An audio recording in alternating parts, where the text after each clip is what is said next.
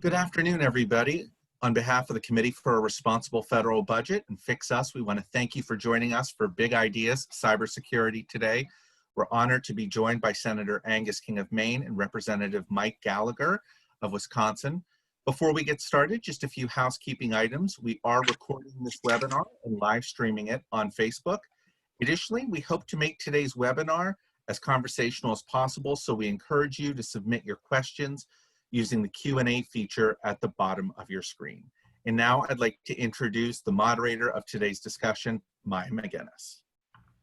Thank you, everybody. So glad you're able to join us. I am going to talk really quickly because our two guests today are extremely busy and have a bunch of other things they need to do, and there's so much rich topic I want to cover from their report. So let me just explain for those of you who are new to the series. The reason we're launching a Big Ideas event is that we really wanted a series that would dig into big critical threats that are facing the country, because we need to be paying more attention to these things. And frankly, we are at the moment so distracted by everything from like social media validation to fighting with each other. We are missing these issues.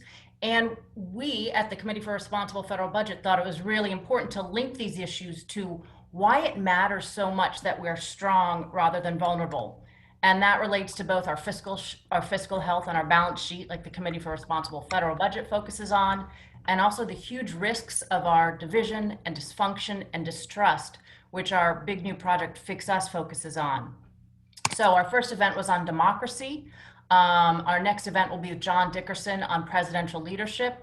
And they're really important to start the discussions both on these threats, taking them seriously, and the big solutions. So I'm really thrilled today to have as my guests Senator Angus King and Congressman Mike Gallagher.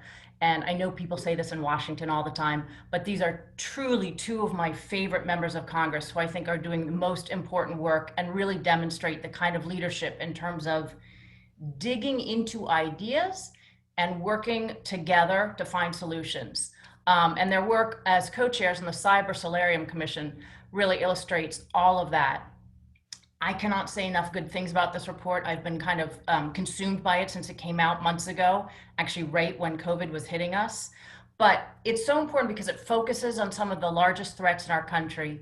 It was bipartisan, it truly, where it was just not political, and was staffed by an excellent team of people who really dug into the material led by Mark Montgomery. And it offers solutions. So it's not just sitting on the shelf, there are solutions and they are put into legislative language, all critically important. So since everybody has to get going, let's jump right in.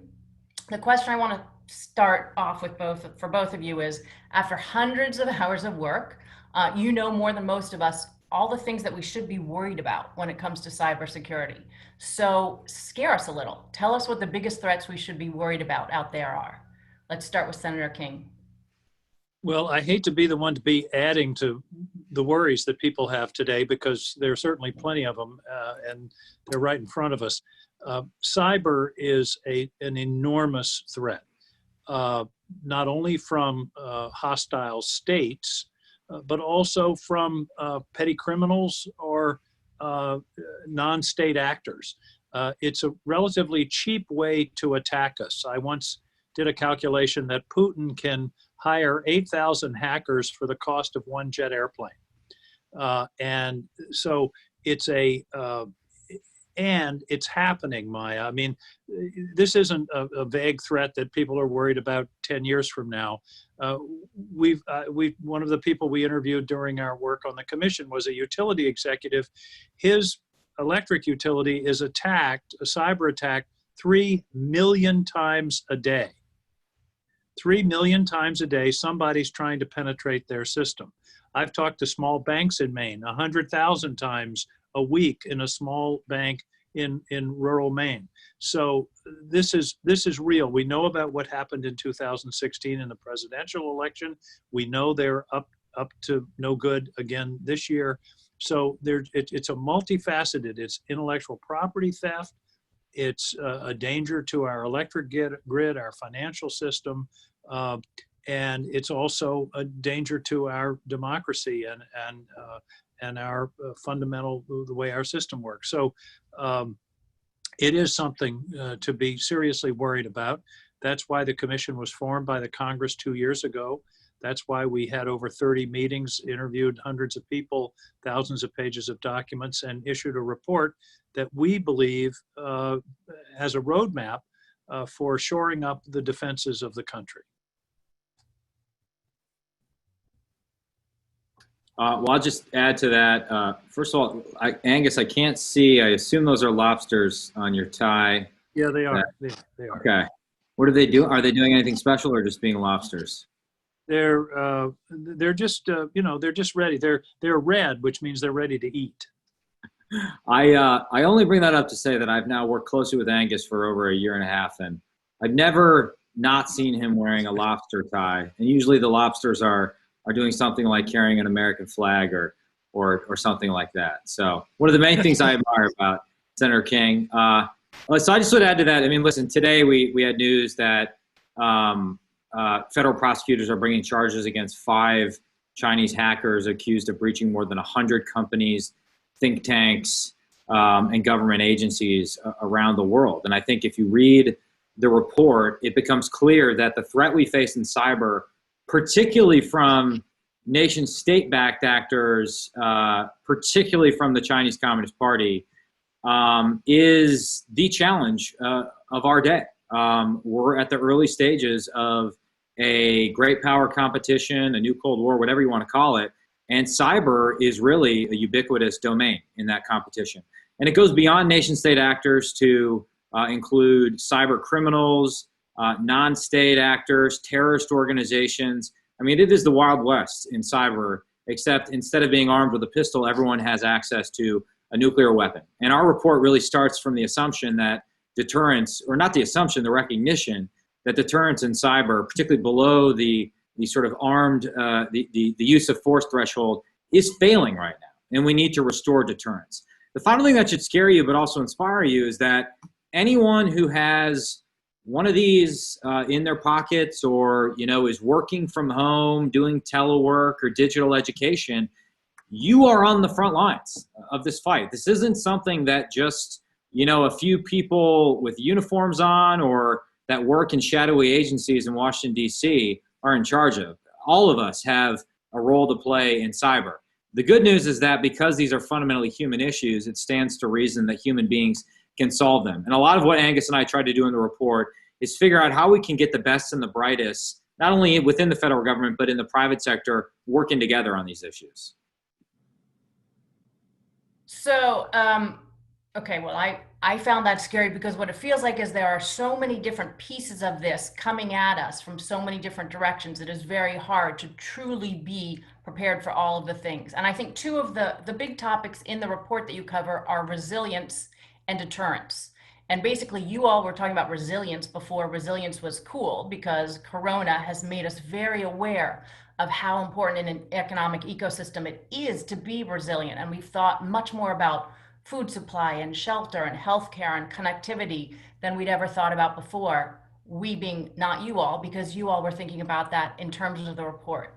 And you also laid out the really important strategy of basically layered cybersecurity or deterrence. So we have a bunch of different defenses preparing us and insulating us as much as possible. So hoping you could dig down into those kinds of systemic issues of how we build an economy that can withstand what's inevitably going to happen, and also how we make it less likely it will happen or it will be bad if and when it does. Well, let me jump in, and then I'm going to turn it over to Mike for some more background. But one of the things, Maya, that makes this so complicated and different from other kinds of national defense issues is that 85% of the target space in cyber is in the private sector. This isn't, the government has a critical role to play, but an enormous amount of the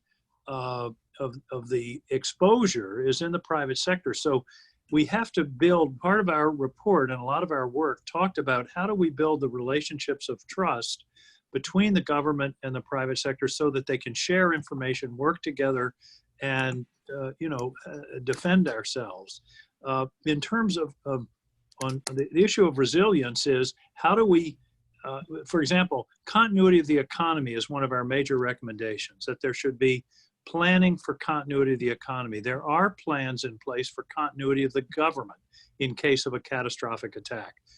Continuity of the economy can be just as important as how do we prepare ourselves and think about a major disruption to the electric grid, for example, or an attack on the financial centers in New York and other cities. So resilience, it means being prepared, number one, and also developing defensive measures. And then the final piece of this, as you mentioned, is deterrence. And Mike mentioned it too. Right now, we're a cheap date. Other countries feel that they can attack us with impunity.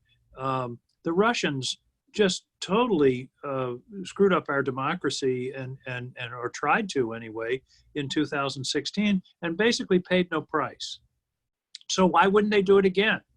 So part of what we emphasize is we have to signal to our adversaries that a price will be paid. It may be in cyber, it may be in something else, it may be in sanctions, but right now there's really very little in the way of deterrence other than for a catastrophic attack.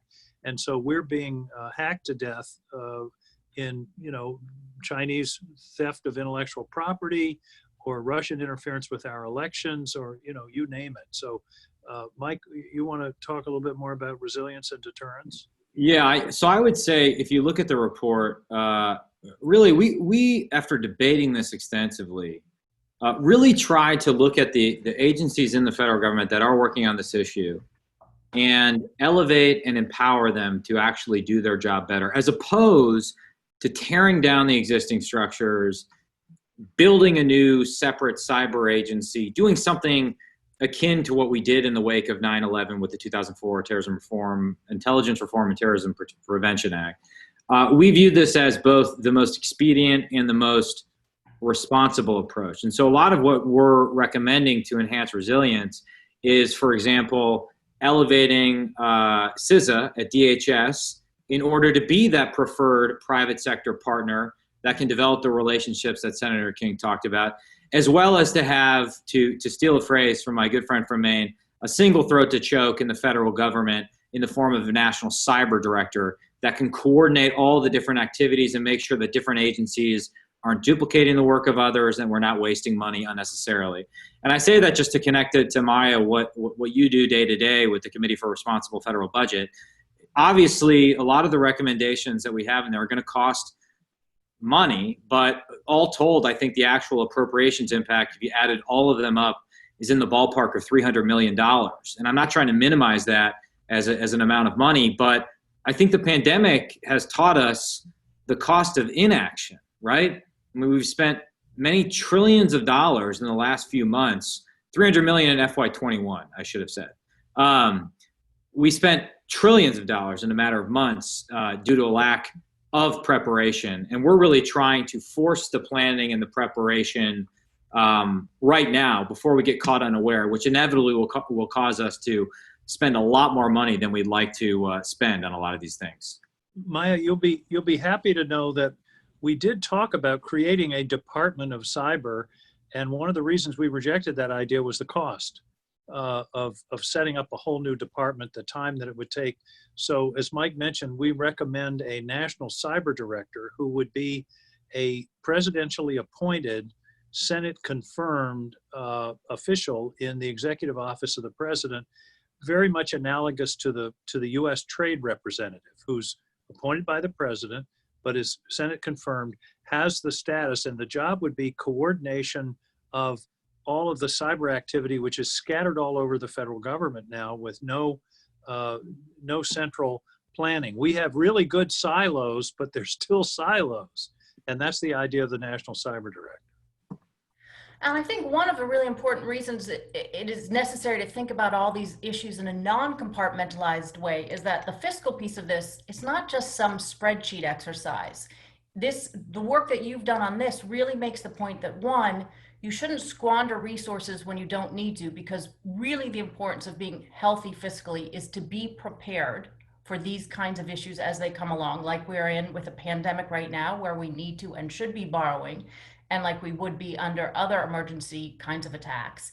And two, that we need to change the way we think about budgeting so that spending some money now which has higher returns, either prevention or returns down the road, is exactly what we should be doing, and we shouldn't be measuring the wrong thing. So I think opening the way to that we budget so that it reflects priorities and understanding when things are investments or necessary in the short term to help the long term, critically important. We do have a big event coming in a couple of weeks. It is the election. How are you both feeling about election security? Do you want me to go first, Angus? You go first, Mike. Well, you'll see we devoted a significant portion of the report to election security because I think Angus would share my assessment that we were very impressed with the work of General Nakasone and others, and in particular the lessons that they learned from the 2016 election and the way in which those were applied in 2018. However, we recognize that there's still a long way to go. And it goes from doing things as simple as investing in the Election Assistance Commission, breaking the gridlock on the EAC, to doing bottom-up investments in a lot of the nonprofits that help various campaigns and local officials understand the threat scape in cyber, and general civic and cyber literacy that starts at the very earliest stages of K through 12 education. Not only teaching kids the importance of American democracy and the importance of the vote, but how they can avoid misinformation online. So you'll see a variety of recommendations in the report on election security, and it has to be both bottom up and top down. Maya, I don't want to add to people's worries, but the thing that's worrying me right now about election security is the state systems. We know that in 2016, the Russians burrowed into pretty much every state's election infrastructure, registration databases, and other, the election, the way the machinery worked. They didn't, all the intelligence is they didn't do anything. They didn't change any election results. They didn't use that tool to disrupt the 2016 election. What bothers me is I don't think they were doing it for fun. It worries me that they were practicing, that they were learning, and that this election could be the test case. What if, for example, 1 million people in South Florida go to vote and all their names have been wiped off the registration rolls? Imagine the chaos that would ensue anywhere in the country. But I picked, a place that's traditionally a swing kind of important state. So that's what's worrying me. I've had lots of interviews with secretaries of state and state election officials. In my view, they're overconfident. They all say, we're secure, don't worry, we're okay. I'm not so sure. I hope they're right. They are better, I know, than they were in 2016, but I'm worried that there's still a vulnerability there. And the other piece is what Mike said, is the disinformation. And the only real defense of that is for us to be better consumers of information and more skeptical of what we read on the internet and what we hear, because the internet is great for a lot of things, but it's also great for distributing rumors and conspiracy theories. So we've got to be more discerning customers, if you will, and that's a long-term project. Maya, I forgot one thing. We very strongly came down with a recommendation on how important it is to have paper ballots or an auditable paper trail, and sort of ironically for a fancy cyber commission to come down on that side. But, we view elections as too important not to have that. Sorry, Angus, to jump in there at the end. Oh, no problem. Yeah, multi layers of defense. And I think one of the things that's so tough to protect against is that in traditional security issues, whether you've been attacked, whether if at war, whether you've been shot, whether there's been a terrorist attack, but this can be psychological in nature. And there can be perception hacks that cause people to lose faith and trust, even if something didn't happen. So the entire job that you started with this report undoubtedly has to keep being continued updated as those who are wishing to create harm are also updating their Maya, tools. one thing I want to mention is that we were very intent that this report would not be something that would sit on a shelf. Yeah. And Mike and I and Jim Langevin and Ben Sass, who were the 4 congressional members, there were 4 members from the executive and 6 from the private sector. As you mentioned, it was totally nonpartisan. I can say completely honestly, all 30 meetings, there was never a breath of partisan concern or discussion. But anyway, we've really worked hard to try to incorporate our recommendations to turn them into law. And we've got about a dozen in both the House and the Senate National Defense Act bills. And then there are a bunch in the House bill and a bunch in the Senate bill that we're going to be working in the conference to try to get them incorporated. So we have a real shot at getting probably more than approaching half of our recommendations into law this year. And I'm very proud of that because it was too much work to have it just sit somewhere. So we've really concentrated on trying to turn those recommendations into legislative language and present them to the relevant committees. And by the way, that wasn't easy, but we're in pretty good shape right now. So that was actually going to be my next question, sort of how the progress is on turning this into legislation. And one thing I would say to everybody who's watching is there is a list on your website of all of the potential pieces of legislation. And this is a place where outside forces really should, read the report, learn and understand all this, but we need people who are calling attention to this and hopefully supporting all these efforts. So it's very easy on your website to go ahead and do that. Again, I know you both are rushed for time, so I'm going to have one last question, which is, what do you think the most important recommendations, specific recommendations in the report are? Or is there anything that you all, after 6 months of the coronavirus, where we are learning a lot of related things, now see as important also that we should be continuing to work on as next steps? Maya, that's like asking who's your favorite child. Give me a Yeah, break. I know. My kids are both here not doing schoolwork. I don't want to say which one's my favorite. All right, Mike, you pick and then I'll pick.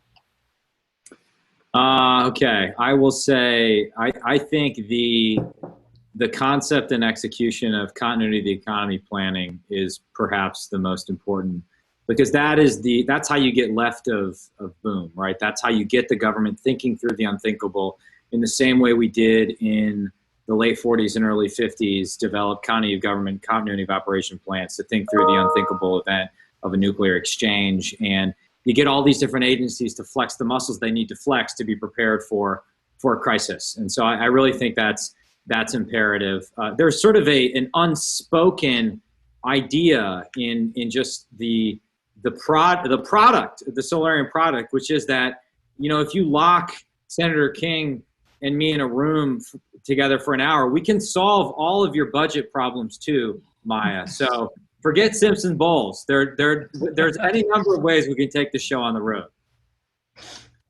Maya, I would add, I think Mike is absolutely right. I think continuity of the economy is one of the top. I think the idea of a national cyber director is also important. If you have a sloppy organization, you're going to have sloppy policy. And right now, there's nobody in charge on the federal side. And then I think developing a deterrent strategy that we declare so that our adversaries understand that there's a price to be paid for a cyber attack on the United States of America. So those are the 3 that I think I would put on the top of my list. And I think we made some progress, and hopefully we'll be able to put a bunch of these recommendations across the goal line in the next month or so. That would be tremendous. I don't want to impose on either of you. So if you need to leave, that's fine. But we also have lots of questions from the audience. Do either of you have time to stay with us a little bit longer?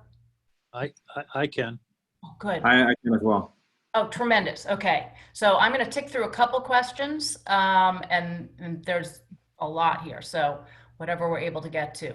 One question is, are we collaborating with our allies in establishing standards of acceptable behavior? I'm going to go through a couple of them. The second one was, could you repeat the statistics about how many attacks there are on the, I think it was the utility grid? Let's see. Is it possible for President Trump to give Russia the ability to hack voter totals? That's a question. And let's see.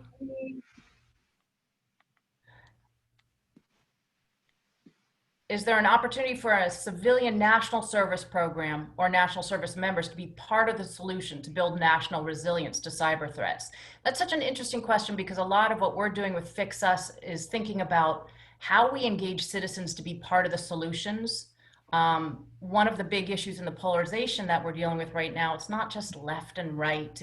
It's really sort of rejection of elites and top down alone. But on issues like this, you really need experts to weigh in. So how is it that we could engage citizens more to be part of the solution and therefore unifying?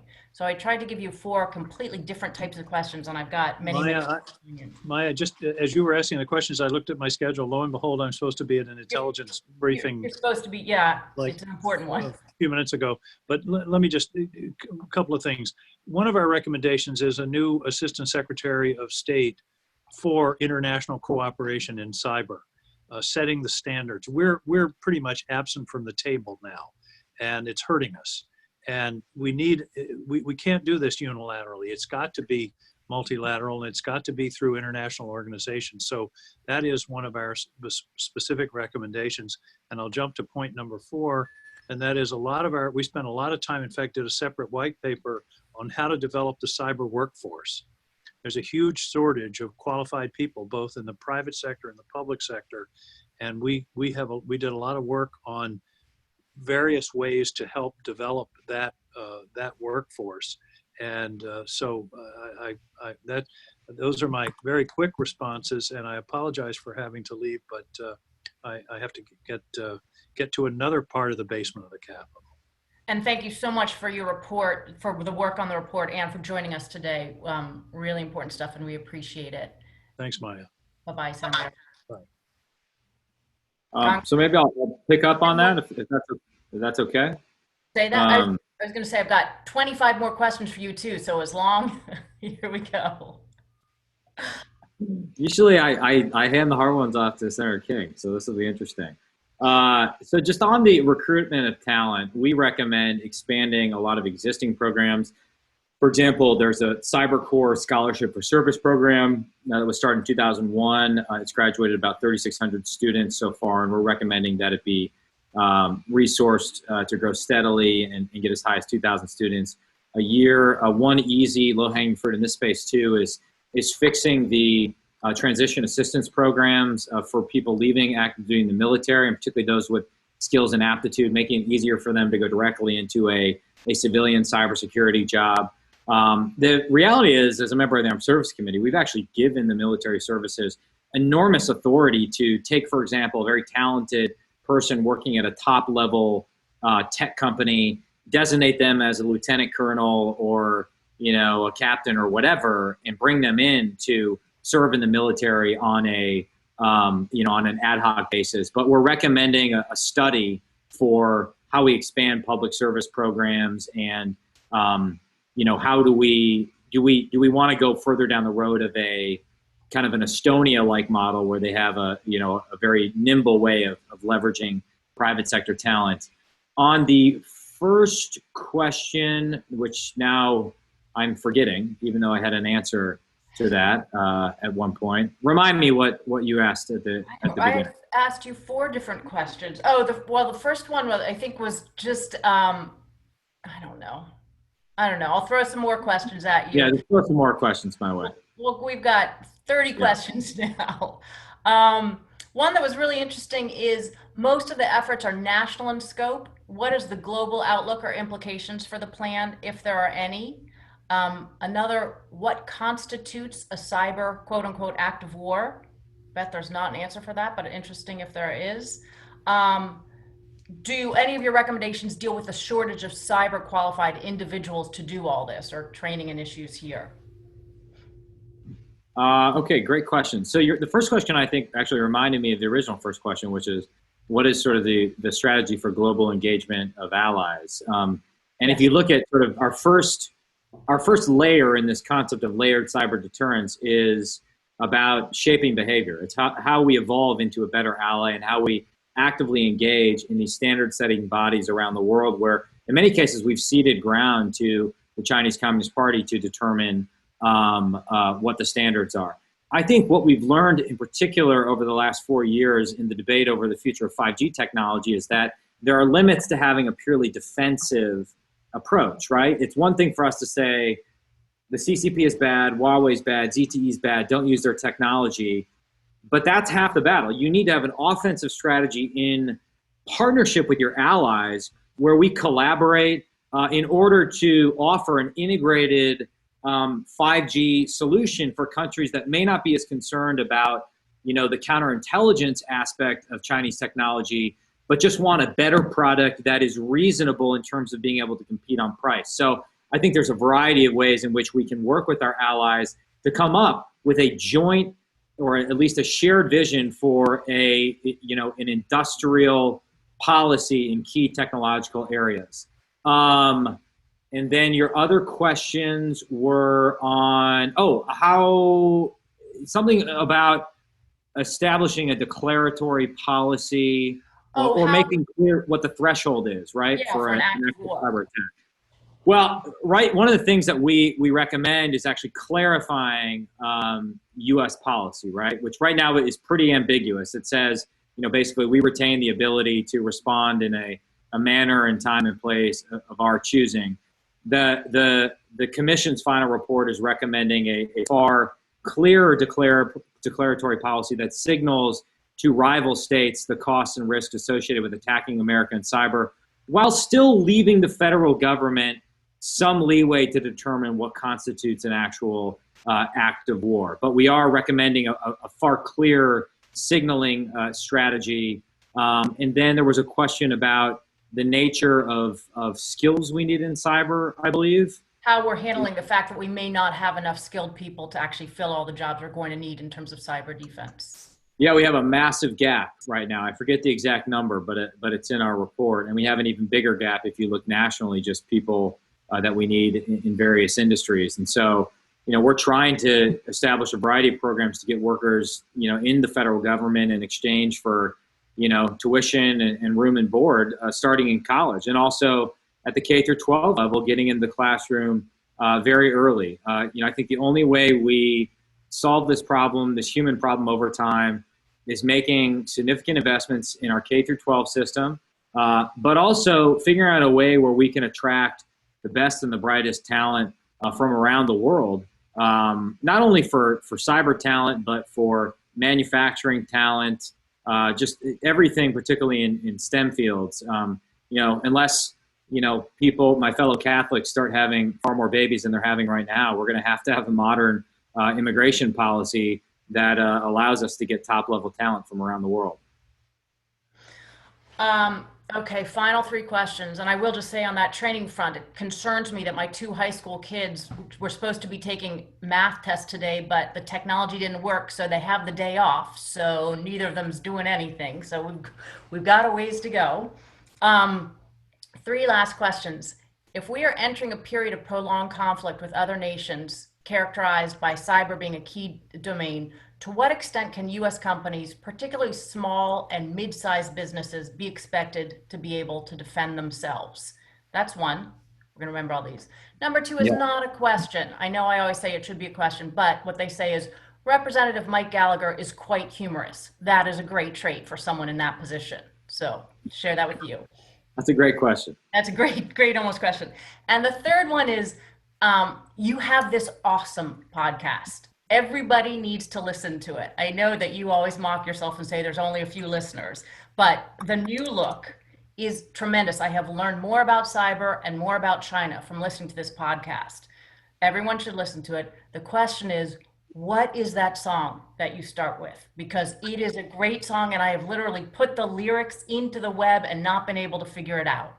So those are the 3 questions. Well, let me start with the first. I would just take issue with the phrase. I don't think it's necessarily the case that we're entering a period of prolonged conflict. I think we're entering a period of prolonged competition.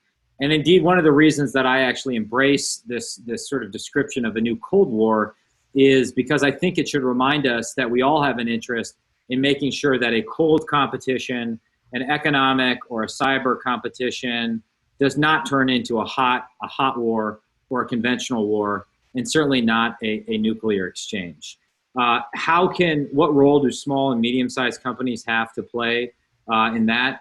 Well, all of us are going to have to step up, or all of those in the private sector, and invest more heavily in cybersecurity and in engaging with thousands and thousands of people in private industry. I know that this is a big cost, particularly for small and medium-sized companies, but it seems to be the trend that when the C-suite really gets involved and makes cybersecurity part of a company's culture, good things tend to happen. And our hope is that if the federal government can become a more productive partner and set clear and simple standards, labeling and certification for trusted technology, and standards for how you can invest responsibly in cyber, then the cost will go down over time for the medium and the small companies that are struggling to step up. The second question was that I have a sense of humor. I appreciate that. It's the only way to survive in politics these days. And I genuinely, I think Angus and I have become friends because Angus has a sense of humor. And any of you who get a chance to spend time with Senator King, he is a wealth of just wisdom and stories. And so I've really enjoyed our partnership. The song at the end of the New Look and beginning of the New Look podcast is a song called Iowa Girl Rock. And the person who sings the song, I think, is called Toussaint Morrison. And it samples an old Eagles song, I think, called Life in the Fast Lane. And then he raps over it. The reason I like that song, and I play a particular portion of it at the beginning, is because he just starts naming off random towns in Wisconsin, including one town, Oconomowoc, that my sister lives in. And I've always been quite amused by that. So Iowa Girl, and girl is spelled G-U-R-L, rock. Got it. I will track it down. I do really recommend to everybody who's listening this podcast, if you're interested in these topics, which you obviously are from having tuned in today. And we talked less about China than I might have wanted to because it's such a part of this story, but both of them are really covered in the podcast. So, Congressman, thank you so much. You are really busy. Since you have been there, you have worked on so many of these different issues, on fiscal issues, on cyber, on our relationship with China, on how we get Congress to function better, sort of all the issues that are at least nearest and dearest to my heart, but I think many, many people in the country. So a huge thank you for all the work you're doing and how you're doing it, which really matters. And thanks for joining us today. Thank you. It was my honor. Thank you, Maya. Okay. Bye-bye, everybody. Thank you very much.